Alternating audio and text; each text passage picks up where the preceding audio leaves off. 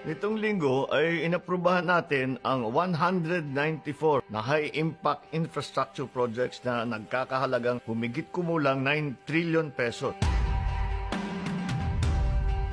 Ito ay bahagi ng ating Build Better More program na naglalayong magpapadala ng mas maginhawa at mas maunlad na buhay sa iba't ibang sektor ng ating lipunan sa pamamagitan ng mga higit na kinakailangang moderno at dekalidad ng mga infrastruktura. Ito ang landas na ating tatahakin tungo sa isang bagong Pilipinas.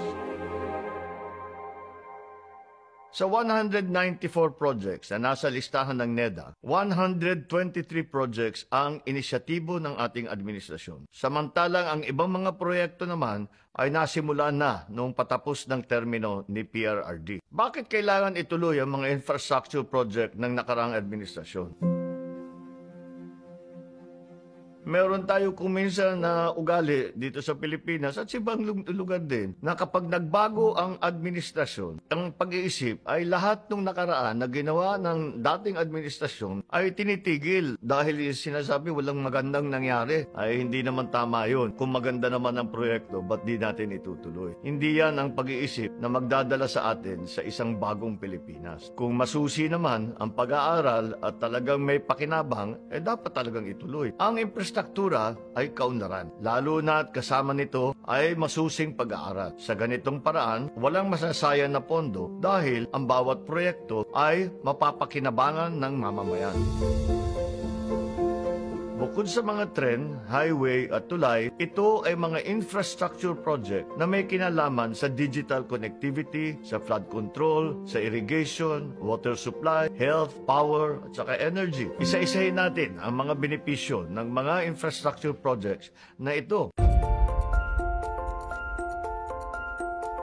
Una, siyempre ay ang trabaho. Ang mga infrastructure project na ito ay magdadala ng mas maraming hanap buhay para sa ating manggagawa, sa ating mga laborer, sa ating mga skilled workers. Noong pandemic ay mahigit 1.4 million jobs ang naibigay ng infrastructure project sa atin. Ito ay karagdagang 1.4 million na pamilyang Pilipino na may pagkain sa mesa. Kaya't ang pagka-aproba ng 994 projects na ito sa iba't ibang bahagi ng bansa ay may dala-dala ring milyon-milyong trabaho para sa ating mga kababayan. Pangalawa, ang mga infrastructure projects na ito ay makakatulong na solusyonan ang problema natin sa trapiko. Ang sabi ng mga pag-aaral ng JICA o Japan International Cooperation Agency, mahigit 3 bilyong piso ang nawawala sa atin kada araw dahil sa naaksayang oras sa trapiko. Sa pagpapaganda ng ating mga railway system, hangad nating hikayatin ang mas maraming tao na gumamit nito at mabawasan ang pribadong sasakyan sa kalsada. Sa pagpapalawak ng ating mga highway, pagtatayo ng bagong tulay at kalsada, magkakaroon ng bagong madaluyan ang ating trapiko. Pangatlo, ito ay makakatulong sa ating food security at pagbaba ng food prices. Sa pamamagitan ng mga infrastructure project para sa ating irrigation system, masisiguro may maasahang sistema ang patubig ang ating mga sakahan. Ang patuloy ring pagpaparami ng mga farm-to-market road ay magbibigay ng mas maraming oportunidad para sa ating mga magsasaka. Ito ay mga bagay na maaaring makakapagbaba ng presyo ng bilihin mula sa ating mga bukid. Pang-apat, mas inihahanda tayo ng makabagong infrastruktura sa mga epekto ng climate change. Ito ay isa sa mga lagi namin pinapaalala sa mga nagpaplanong magpapatayo ng kahit ano pang infrastructure. Isipin natin lagi ang climate change. Mayroon tayong mga flood management project na nailatag. Dahil sa matinding buhos ng ulan, ilang minuto lamang ay baha na kagad. Marami tayong mga spillways na hindi natapos noon, kaya nagkakaganyan. Kaya mahalagang tapusin ang proyekto ng nakarang administrasyon at unahin lagi ang kapakanan ng bayan. Kung may labis na pagulan, katakataka naman, meron din kakulangan na sa tubig. Kaya naman, may mga infrastruktura na gagawin natin para patibayin ang ating water supply system.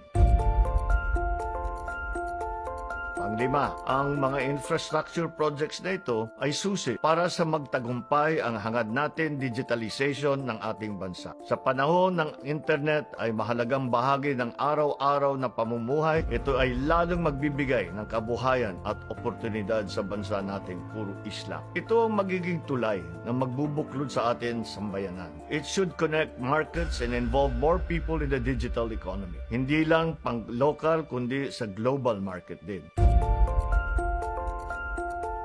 Ang pang-anim, upang magkaroon ng mura, sapat at maaasahang supply ng kuryente. Sa pagtatayo ng iba't ibang energy infrastructure gaya ng power plant, magkakaroon tayo ng mas maraming pagkukuhanan ng kuryente. Layon ding marating ang mga lugar na wala pang ilaw bilang ating patuloy na misyon na makamit ang 100% electrification ng buong Pilipinas.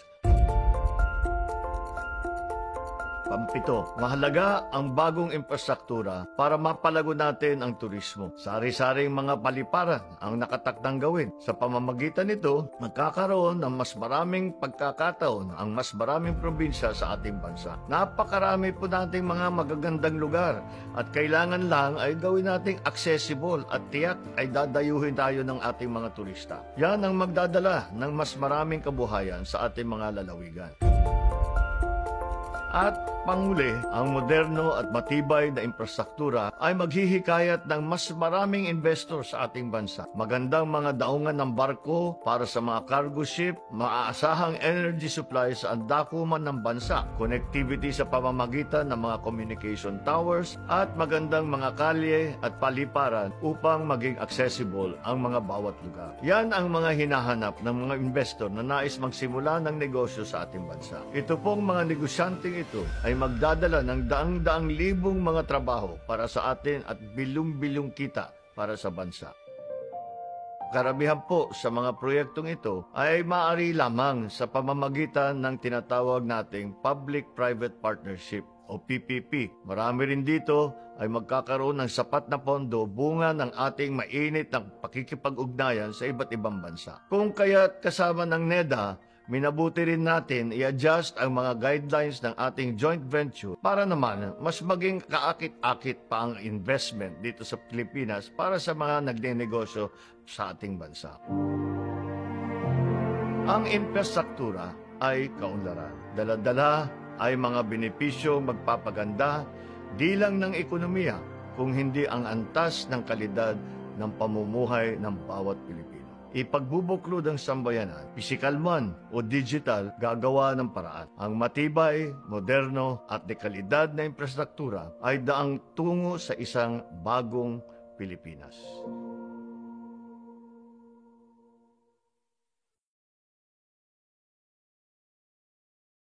Hi guys, once again, thanks for watching our dad's vlogs. If you want to see more, remember to share, like, and subscribe.